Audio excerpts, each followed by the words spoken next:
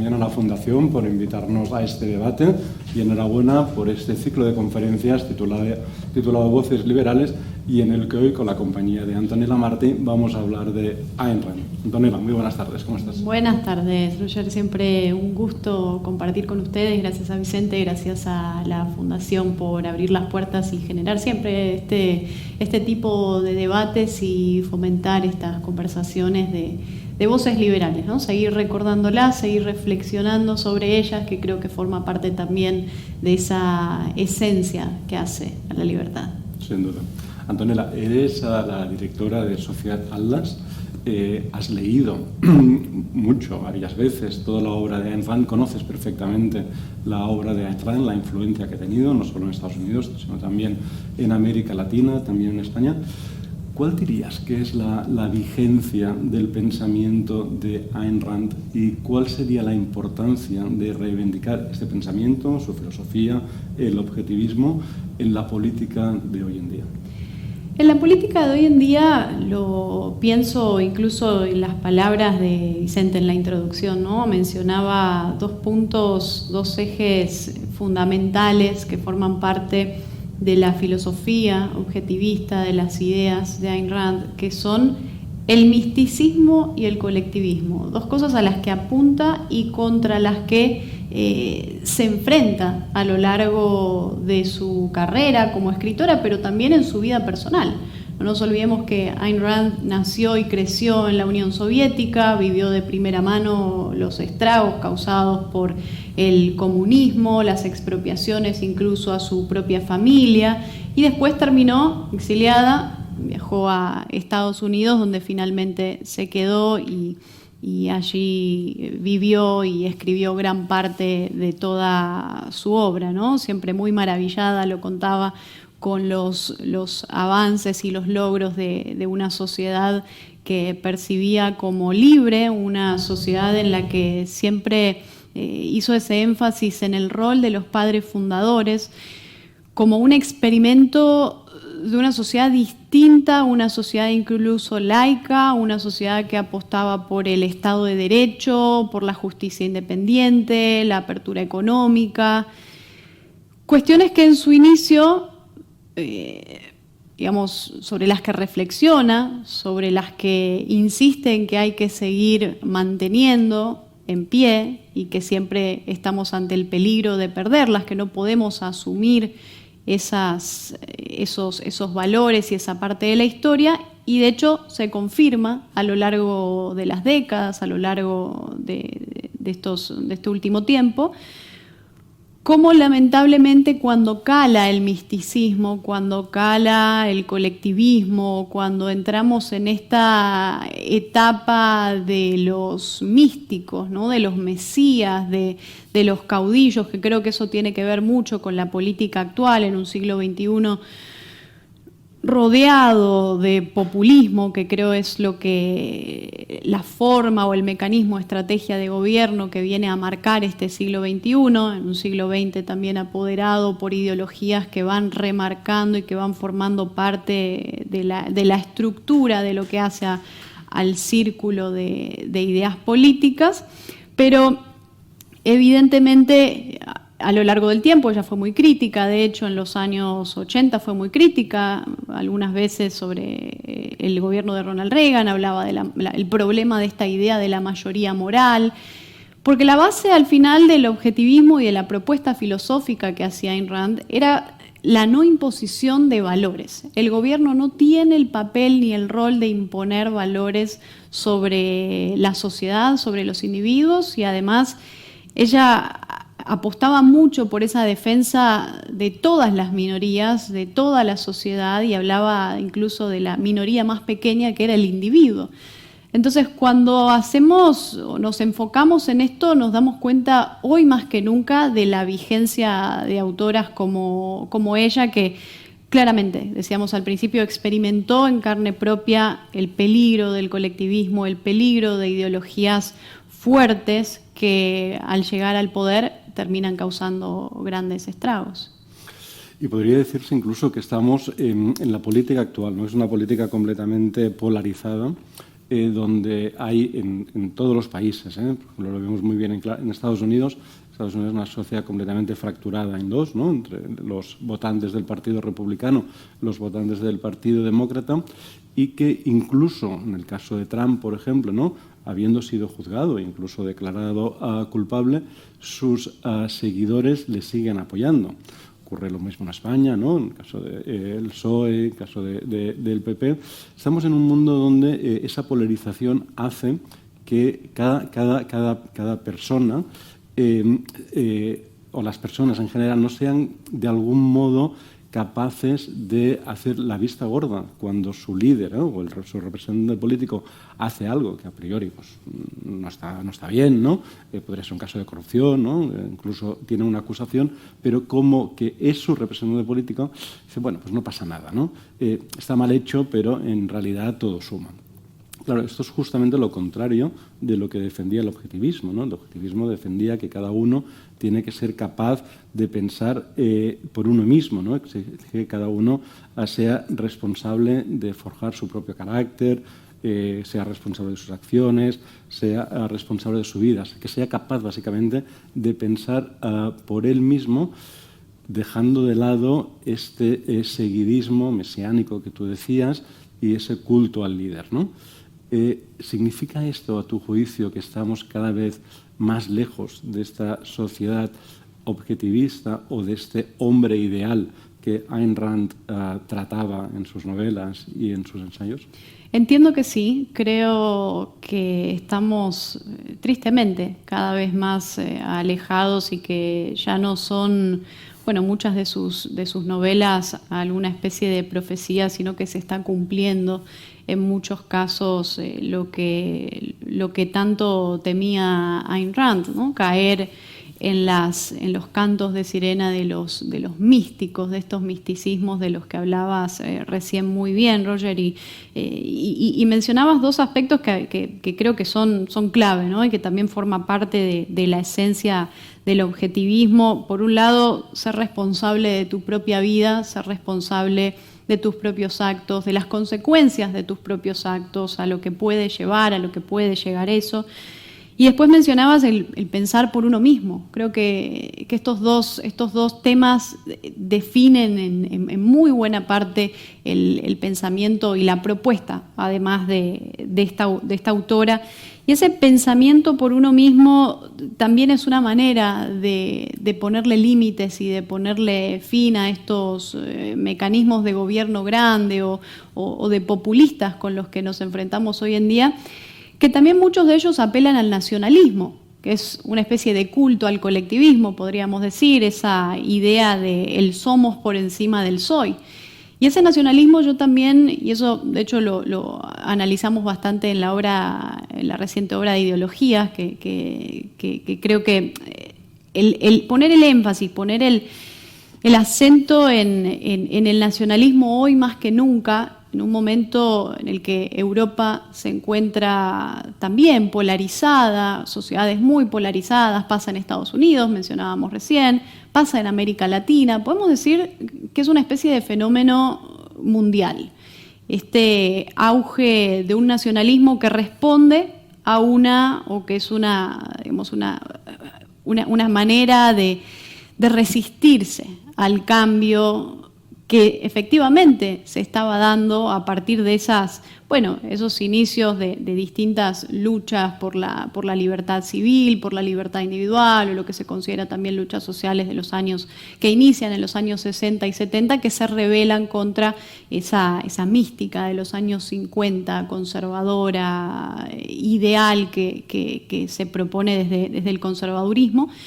Y bueno, de hecho, Ayn Rand también escribió, ¿no? Conservadurismo, un obituario. Ella fue muy crítica no solo del comunismo, sino también del conservadurismo, y precisamente porque lo veía como una manera o una ideología que imponía valores y lo hacía a través del poder, a través de ese aparato que tiene el monopolio de la fuerza, podríamos definir de alguna forma, y que cuando empieza un político a decidir o a elegir o a combinar la religión y el poder, estamos ante un grave peligro.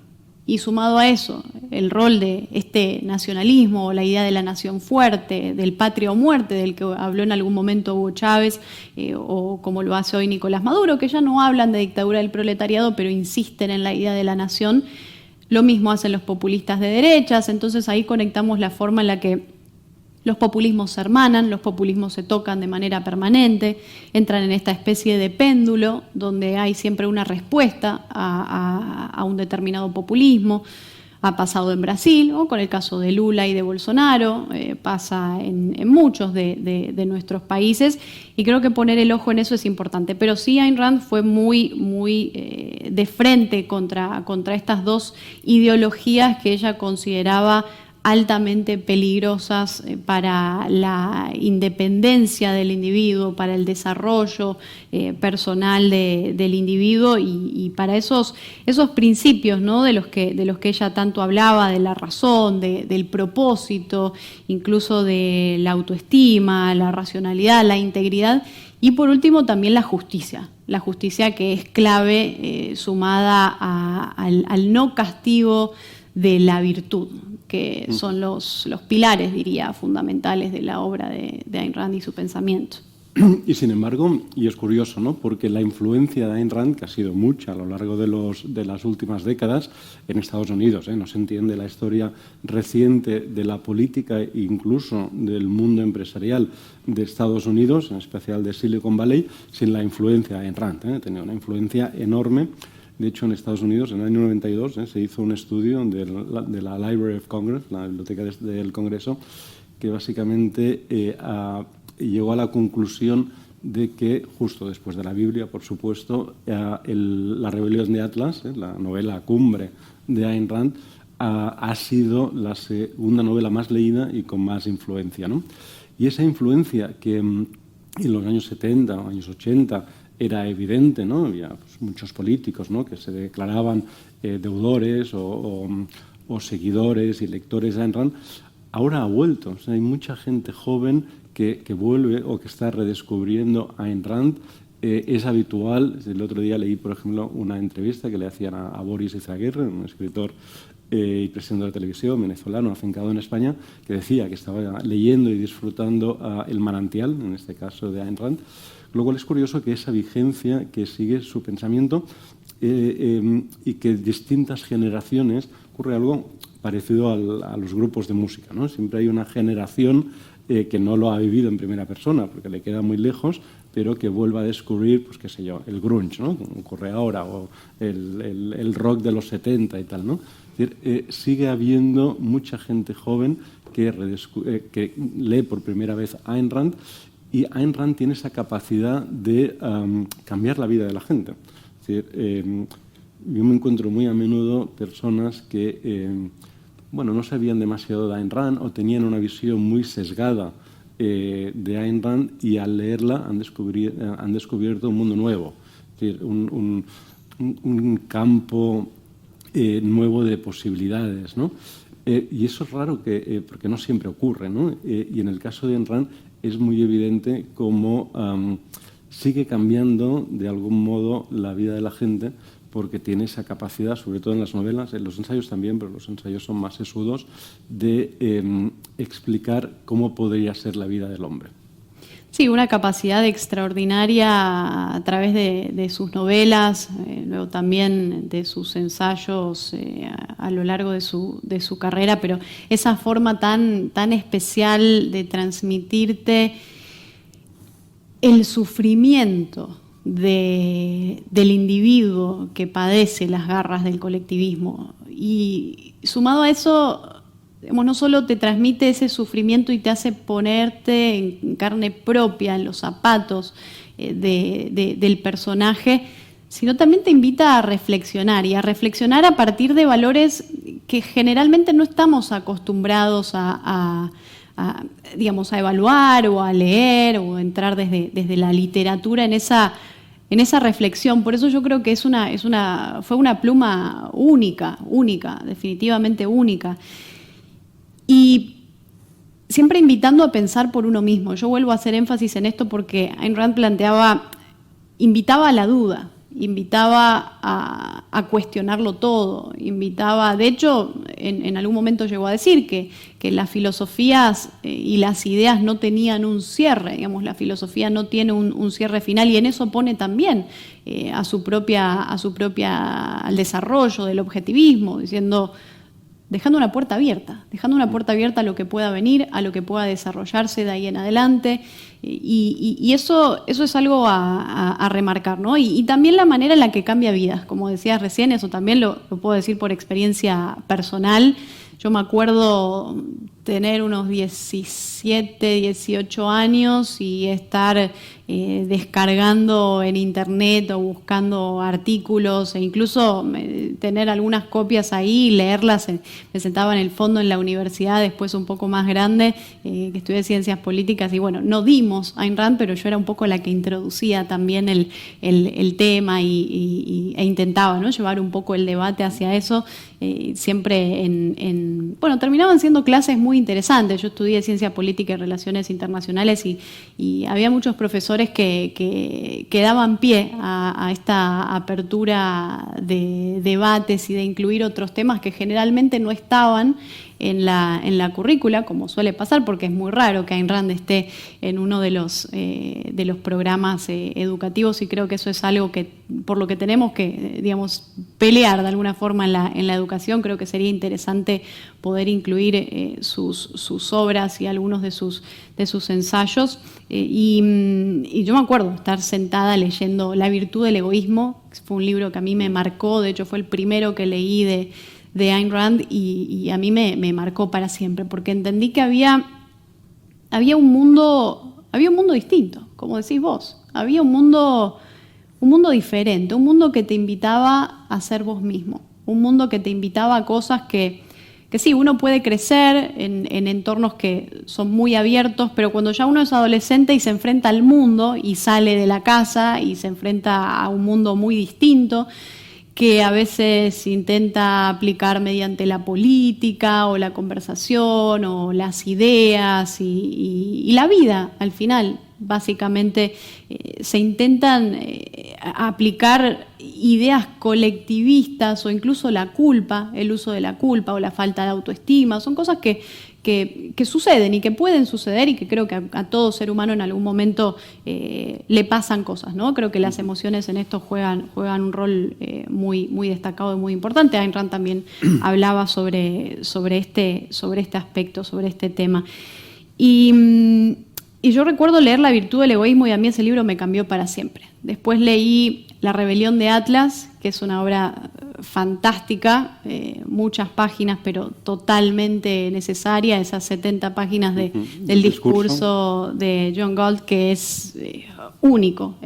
Yo creo que es un preámbulo, un resumen de la esencia de la libertad.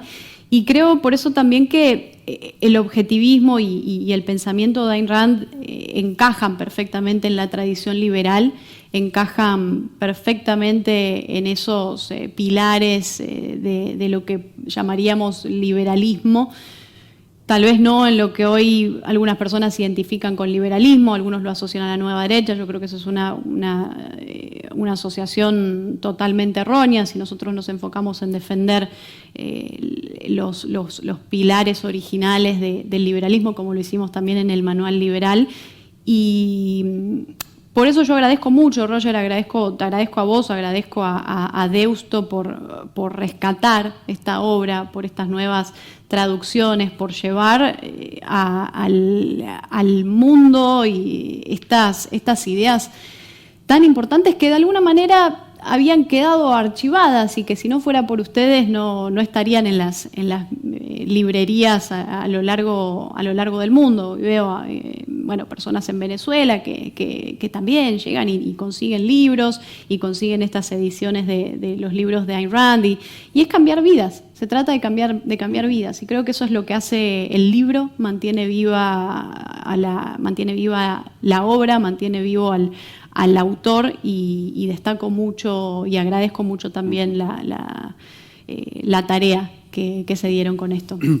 Sí, claro, es que el problema que tenía Ayn Rand, la obra de Ayn Rand, ¿no? es que era poco conocida porque era poco leída. Y era poco leída debido a dos factores fundamentales. La primera es que había pocos libros en circulación, era muy difícil encontrar los libros. Uno iba a la librería y no los encontraba. Podía ir a librerías de viejo, podía encontrar versiones gratuitas más o menos completas en Internet, pero bueno, no podía hacer aquello de ir a una librería, comprarlo, ir a Amazon, recibirlo al día siguiente, etcétera, ¿no? Este era un problema básico, fundamental. Esto lo hemos resuelto. Pero luego había otro problema que es tan importante como el primero, y es que las traducciones que se manejaban en el ámbito hispano de la obra de Ayn Rand eran traducciones muy malas que se habían hecho en los años 60 y que de algún modo distorsionaban completamente la obra de Ayn Rand. Por ejemplo, en el mundo hispanoamericano se solía decir que Ayn Rand era una buena filósofa, pero una muy mala escritora. Pero claro, uno siempre decía, ¿cómo es que se dice eso de Ayn Rand en España o América Latina, pero en cambio no se dice en Estados Unidos? Nadie en Estados Unidos diría que es una mala escritora. Es una razón muy sencilla, porque se estuvo leyendo durante estos 60 años traducciones pésimas y que no reflejaban con exactitud, con pulcritud, la obra de Ayn Rand, ¿no?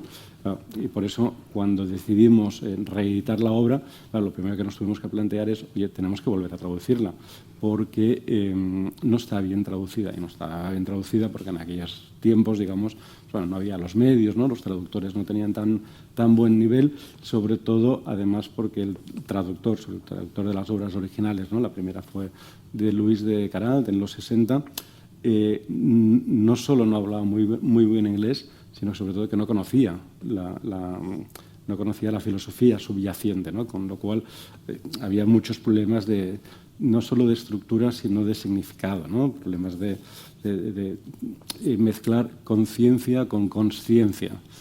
Una cosa es ser consciente de algo, tener buena conciencia, etcétera.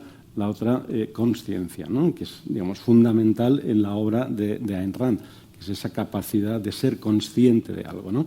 Bueno, ambas palabras se intercambiaban por igual, con lo cual uno no entendía nada, ¿no?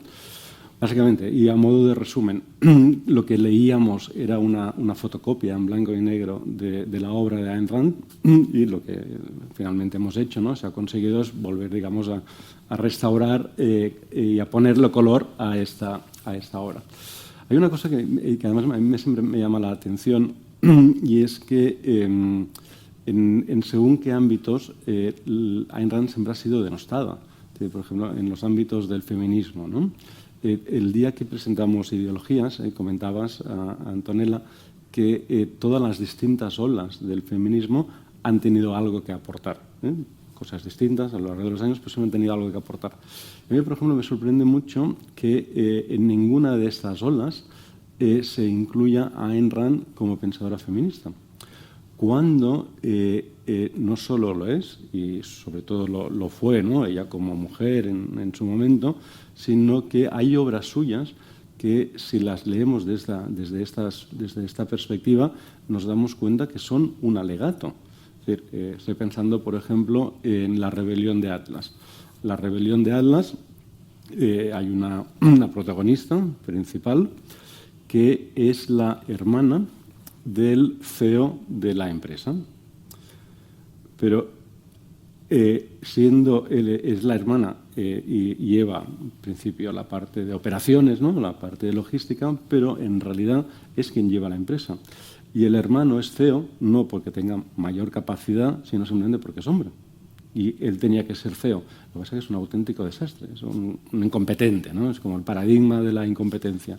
Con lo cual, lo que hace Ayn Rand es darle las riendas del negocio, o sea, quien pone la cabeza, quien pone el pensamiento, quien ejecuta es ella, siendo mujer y no siendo CEO, por el hecho de ser mujer. Al mismo tiempo es una mujer libre, es una mujer que toma sus propias decisiones, que no depende de nadie, que se acuesta con quien quiere, tiene sus amantes, se enamora de quien quiere, no tiene ninguna convención social.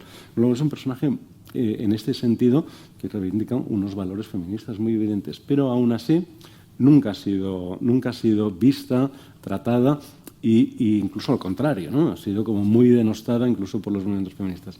Con lo cual, un poco la idea es, oye,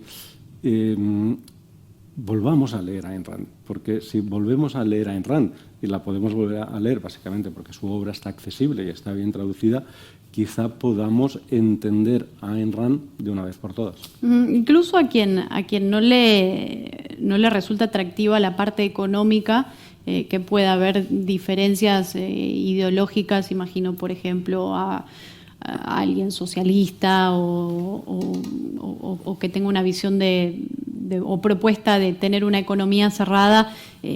Creo que todos al final del día compartimos, salvo algunos que tienen esta rigidez dogmática que se ve en distintas ideologías hoy, como conservadurismo, nueva derecha, derecha alternativa, nacionalismo, fascismo, todo lo que nosotros ya sabemos. Pero el ser humano que ama la libertad, que quiere ser libre, pero que quiere también que vos seas libre y que los demás puedan ser libres de vivir su vida de la manera que quieran, creo que todos compartimos esa reivindicación de la liberación del individuo. La liberación del individuo en todas sus fases, en todas sus etapas, en todos sus aspectos. De hecho, Ayn Rand abogó mucho por la defensa del aborto. Fue uno de sus grandes temas y por los que también se llevó muchas críticas de parte de los conservadores en los años 80, y también fue aislada de muchos círculos que incluso se conocían como liberales.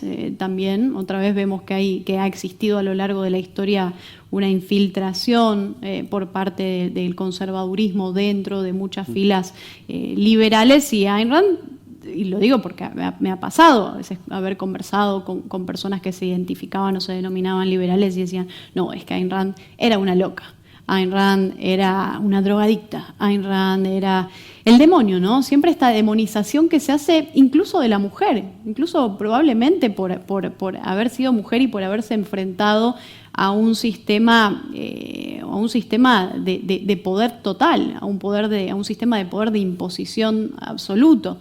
Creo que incluso si se hubiese quedado debatiendo o argumentando en contra del comunismo, quizás habría sido muy distinto, pero también se enfrentó a los conservadores, también se enfrentó a esa imposición del modelo de vida de los años 50, y sin duda creo que sería muy interesante, sería un aporte muy interesante para personas de distintas ideologías animarse a leer a Ayn Rand y verla desde esa perspectiva, tal vez, ¿no? No desde la perspectiva económica, o quizás se puede aprender o se puede tener argumentos. Yo siempre insisto en leer a las personas que creemos o que entendemos que no piensan como nosotros, porque eso nos abre el mundo, nos abre la mente.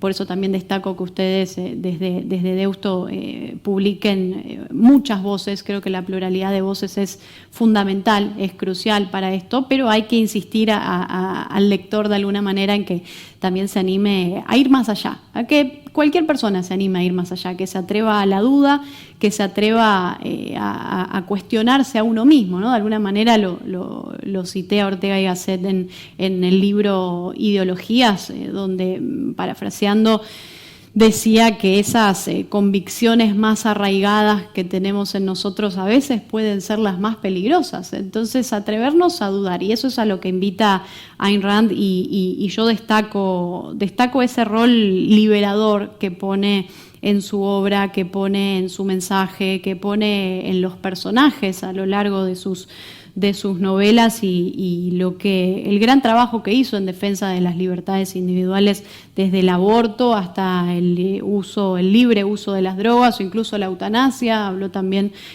sobre la defensa de la eutanasia, y además cómo uno es el dueño de su propia vida, que creo que este es el punto fundamental, ¿no? El derecho a la vida, de la manera en la que lo definía.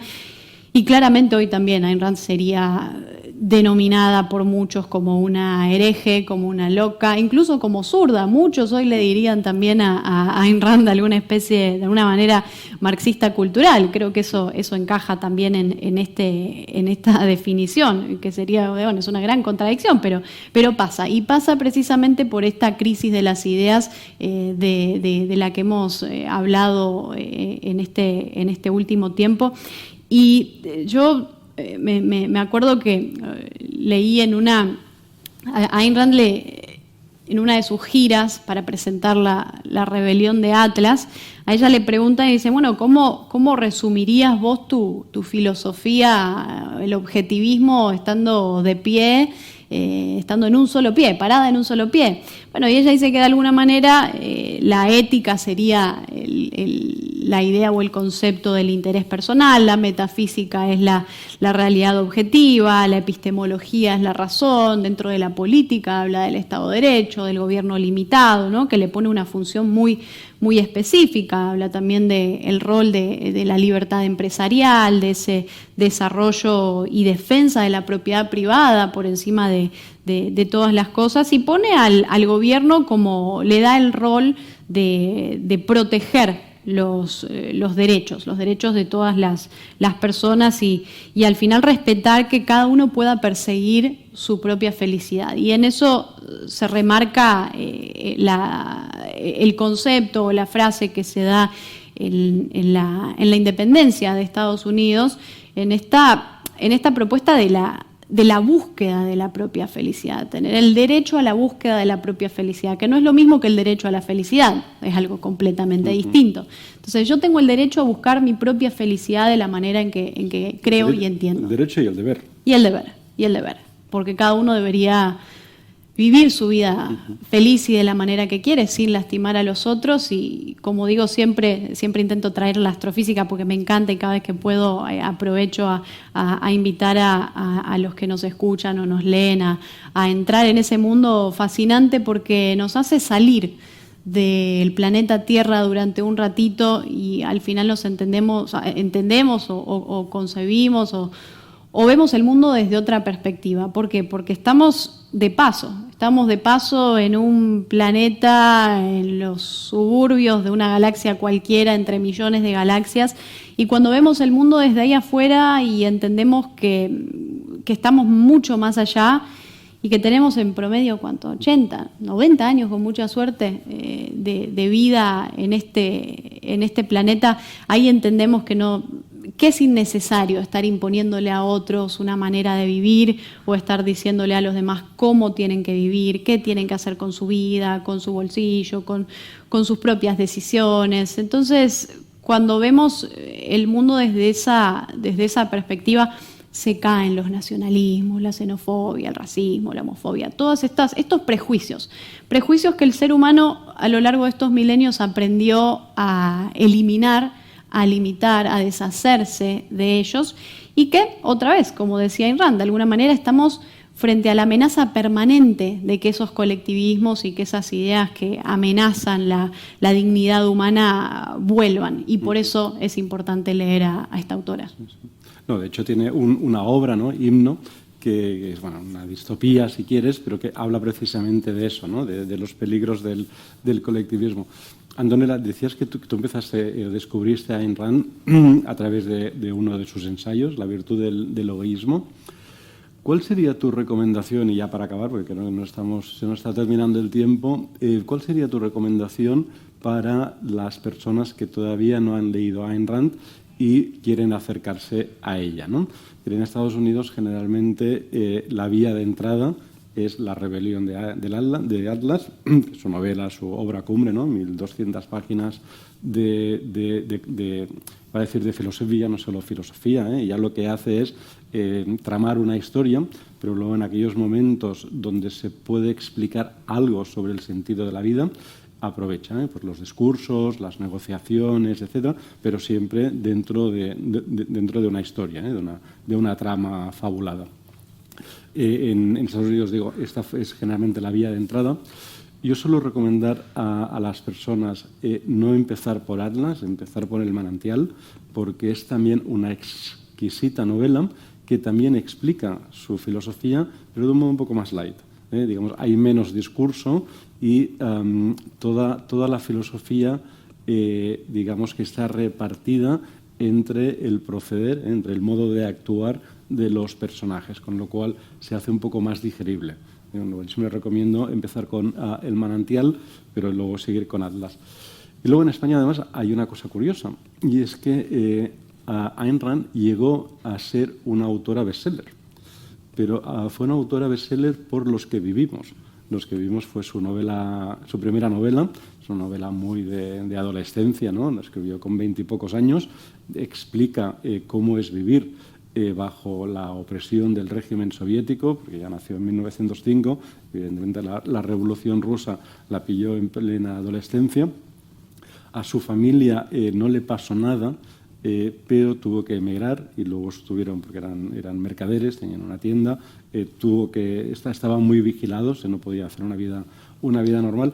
Y luego ella explica en Los que vivimos todo este proceso de cómo es vivir, ¿no? Bajo la opresión del régimen soviético, pero retrata una historia de amor. Luego es curioso porque en España se publicó como una novela romántica, ¿no? Una historia de amor, tuvo un éxito abrumador y se publicaron miles de versiones. De hecho, en las librerías de viejo, aquí en Madrid, la Cuesta de Moyano, por ejemplo, en el lado del Retiro, se pueden encontrar infinidad de estas ediciones baratitas, muy, muy, muy baratas, con cubiertas que evocan a novela romántica y tuvo mucho éxito. Y además, como que era una novela romántica, la censura no actuó. Porque no la entendió. Pensaba, es solo una historia de amor, ¿no? Un amor idealizado que no se puede que no se llega a consumar, etc. Con lo cual no hubo intervención de la censura. Luego, sobre todo mujeres, leyeron a Ayn Rand en aquel momento, y de hecho es curioso que cuando se publicó en España La rebelión de Atlas, lo que ponían en las fajas de la época es el nuevo bestseller de la autora porque era conocida por tal, ¿no? Bueno, después de este largo preámbulo, ¿cuál sería tu recomendación para empezar a conocer y a disfrutar la obra de Ayn Rand para aquellas personas que todavía no la conocen o no han leído nada? Así como hiciste vos, yo creo que también El manantial es una buena obra para iniciar las ideas, para iniciarse en las ideas de Ayn Rand, ¿no? Con esta figura de un arquitecto que lucha contra lo convencional, que lucha contra el nepotismo, contra esta rigidez dogmática que se puede ver en muchas áreas de la vida. Yo recomendaría El manantial, también Himno. Himno a mí me parece fascinante porque es también ese reemplazo, esa eliminación del yo y esa imposición de nosotros, que es algo que el lector lo puede ver también lo va a entender a lo largo de la historia porque es la clave, la esencia. Y después a la hora de hablar de sus ensayos o la parte más teórica o filosófica, insisto, La virtud del egoísmo es una obra muy buena y también Filosofía, quien la necesita. Creo que son dos obras muy importantes, muy interesantes que resumen su pensamiento y la importancia de la vigencia de Ayn Rand. Ahora publicamos a la Navidad, hemos publicado un pack con las 5 novelas de Ayn Rand, y ahora publicamos otro pack con los ensayos. Igual, quien quiera las novelas las tiene todas juntas en un pack, quien quiera los ensayos los tiene en un pack. Bueno, Antonella, creo que en esa media hora larga hemos aprovechado bien el tiempo, hemos hecho un buen repaso de la obra y de la filosofía de Ayn Rand, así que muchísimas gracias por acompañarnos hoy aquí y por darnos tu visión sobre la obra de Ayn Rand y por hacernos luz en ese universo randiano que a veces resulta tan complicado de comprender. Gracias a vos, Roger, por ser el vehículo y llevar la voz de esta gran autora del siglo pasado. Gracias. Y gracias también a la Fundación Rafael del Pino por organizar estas charlas y a todos ustedes por estar hoy siguiéndonos aquí en esta conversación. Muchas gracias y hasta la próxima.